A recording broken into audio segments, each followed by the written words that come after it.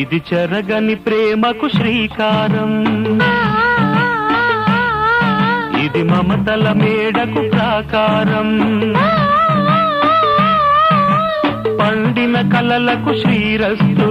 పసుపు కుంకుమకు శుభమస్తు, కనివిని ఎరుగని అనురాగానికి కలకాలం వైభోగమస్తు, కలకాలం వైభోగమస్తు. ఇది చెరగని ప్రేమకు శ్రీకారం,